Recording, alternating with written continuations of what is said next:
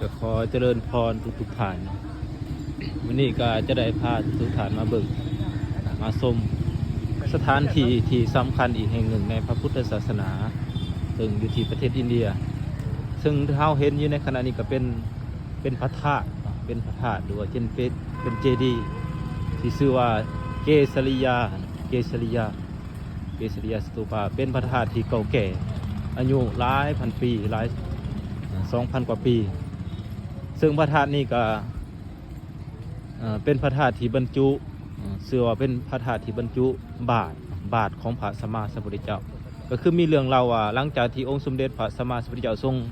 ปลงอายุสังขารแล้วก็เพิ่นเดินทางมาอันแคว้นนี้เมื่อเดินทางมาแล้วก็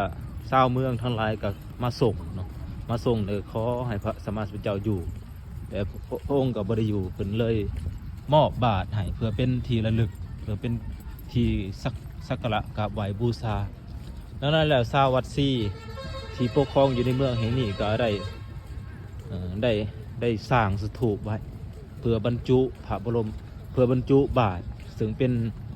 เครื่องใส่ซอยขององค์สมเด็จพระสัมมาสัมพุทธเจ้าซึ่งเป็นปริโภคเจดีย์เป็นเจดีย์ที่ควรกราบไหว้ดังนั้นแล้วเขาเจ้าจึงสร้างเจดีย์ใหญ่ขอบไหว้หลายยุคหลายสมัยก็ใหญ่เป็นเจดีย์ที่ใหญ่ที่สุดที่ประดิษฐานอยู่ที่ประเทศอินเดียที่เราเห็นอยู่ในขณะนี้ซึ่งก็มีเรื่องราวในอันเกสริยสตูปาก็มีเรื่องราวหลายเรื่องหนึ่งในนั้นก็คือเป็นที่เกิดของเกสปุตตสูตรหรือว่ากาลามสูตรที่พระองค์ทรงมาเทศให้ชาวกาลามะอยู่ในอันสถานที่แห่งนี้ก็คือพระองค์ทรงบ่ให้เสือ10 อย่างสิบ่ให้เสือก็คือบ่ให้เสือเพราะว่าอาจารย์ของเฮาเว้าล่ะเฮาบ่เผาเสือเพิ่นว่าบ่เผาเสือแต่ว่าคนนั้นจะเป็นอาจารย์เฮาก็อย่าเผาเสือให้เฮาใส่ปัญญาพิจารณาก่อนจึงเสือแล้วก็บ่ให้เสือเพราะว่าเคยได้ยินมาบ่ให้เสือเพราะคิดเอาบ่ให้เสือเพราะว่าคนนี้แม่นอาจารย์ครูอาจารย์ของเฮาหลายอย่างแล้วก็สถานที่นี้ก็ยังเป็นสถานที่ที่พระนางมหาประสาบดีพร้อมด้วยบริวารของเพิ่น500 องค์ก็คือภิกขุณีแหละภิกขุณี500 องค์มาปรินิพพานอยู่ในสถานที่อย่างนี้ก็คือเพราะอันมหาประสาบดีนี่เพิ่นพิจารณาว่าอายุสังขารของเพิ่นนี่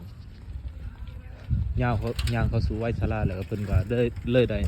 ครอบพระสัมมาสัมพุทธเจ้ามาปรินิพพานบนนี้ซึ่งบริวารของเพิ่นก็เคยหับใส่เพิ่นในสมัยที่ยังเป็นฆราวาสก็ติดตามมาบวชแล้วก็บรรลุเป็นพระอรหันต์ทั้งหมดเมื่อฮู้ว่ามหาปัสสบดีโคตมีภิกขุณีนั่นจะปรินิพพานก็เลยพากันตามเสด็จมา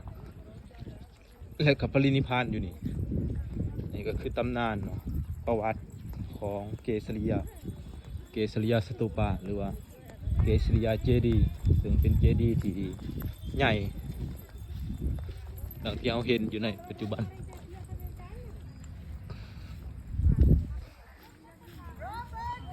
วันนี้เราก็ได้มีโอกาสได้มากราบไหว้สถานที่ศักดิ์สิทธิ์สถานที่สำคัญในพระพุทธศาสนา